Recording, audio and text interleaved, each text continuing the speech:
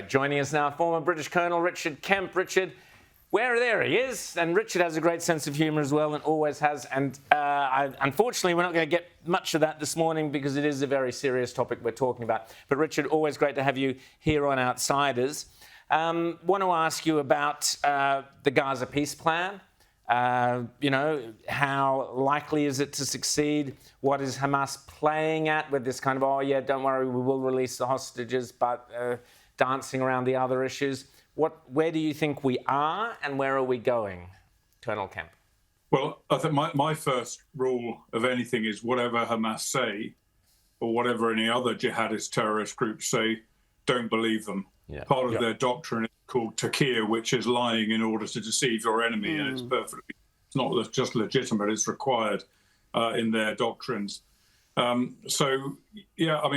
may be, we can hope, I think, that they may have been pushed so hard by Israel in the war that they feel they have no choice other than to accede to what's about to happen, or what they've said they will do, which is to release the hostages. There is a split in Hamas, and that split is essentially between the foreign-based Hamas leaders in Qatar, particularly, and those in Gaza. The Qatar-based leadership, I understand, want to accept this deal, want to go along with it, whereas in Gaza they don't really want to do so. We don't know exactly what the dynamics are there, but I wouldn't trust them any further than I could throw them. They're sure to be playing for time. And the other point to bear in mind, I think, is that they've said, yes, we will release the hostages. They've said that. Doesn't mean they will, of course. But they have essentially not agreed really to the other provisos that have been laid down in the 20-point plan from President Trump and Prime Minister Netanyahu. And of course, the whole thing goes together. So I think it's a question of let's see how it unfolds. I've no doubt Israel is ready to go immediately back onto the offensive if this turns out to be just playing for time. Richard, what's the Arab world's input and attitude to this peace deal? I think the Arab world is extremely important, and it goes beyond even just the Arab world. The support for this peace deal has come from countries like Indonesia and other, which is, of course, a major Muslim country, and other Muslim countries around the world. And that's critically important. And I've no doubt that has played a major role in persuading the leadership in Qatar, the Hamas leadership in Qatar, that they really need to go along with it. And I think it's very hard. It's really hard for many of Hamas's cheerleaders in different places around the world, including here in the UK, to try and encourage Hamas to keep fighting, which they've been doing since the war began, while they've got this very united Islamic front, which demands Hamas lays down its weapons. It demands Hamas release the hostages, and that Gaza is run not by Hamas, but by an international entity initially anyway.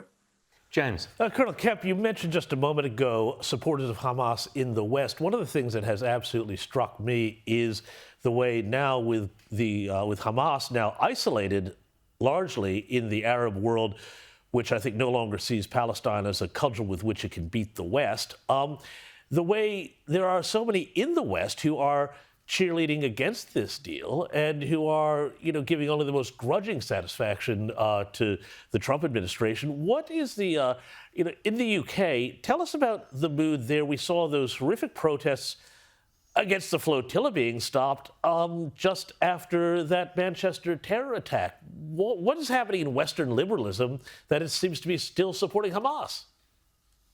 Yeah, and I think the same is true in your government in Australia. The British government under Keir Starmer, the Canadian government, the French, they've, as you all know, they've recently recognised a non-existent and never going to exist Palestinian state, and of course that was welcomed by Hamas. Hamas praised your Prime Minister, they praised our Prime Minister and the other world leaders for going along with this so-called two-state solution. So our governments have been encouraging it, really encouraging it. And I think we saw the breakdown of previous negotiation over hostage release as a direct result of the decision taken certainly by Keir Starmer and Macron to announce at least their intention to go along with a two-state solution. So we've seen frightful appeasement of Hamas. We've seen demands made against Israel to stop defending itself, while no demands have been made against Hamas. So I think they have marginalised themselves in many ways. People like Albanese and Starmer have marginalised themselves in the stance they've taken, because the entire Arab world, as we've said, most of the Muslim world, pretty much, has come out against Hamas and really against what Albanese, Starmer, etc. have been doing and trying to do themselves in relation to the Middle East. They've become non-players now as a result of this. Well, Richard, I said you had a great sense of humour, so I'm going to tell you a great joke. And that joke is that Anthony Albanese is trying to take credit for Donald Trump's peace plan. Can you believe it? He's actually... That is a great joke, and I wouldn't believe it except for the fact that we've got the same over here with Mr. Starmer doing the same thing. I think it's an infectious humour that we're seeing. Exactly, lefty humour. I want to just quickly, Richard, ask you, you mentioned the split, if you like, in Hamas. I can imagine that in Qatar, the multi-billionaires are sitting there probably going, OK, well, we've lost this one, we want to survive.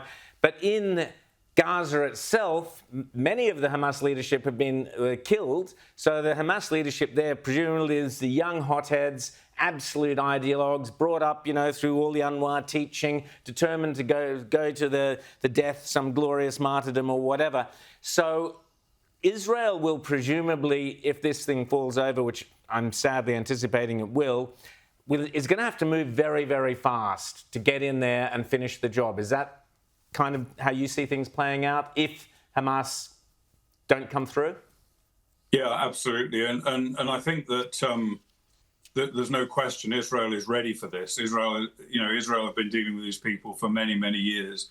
They understand the way this works.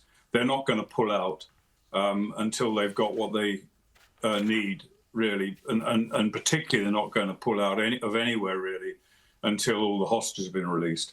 But if it doesn't work out, if that doesn't materialise, which I fear it won't, but I really hope I'm wrong, then the IDF will absolutely return to the charge.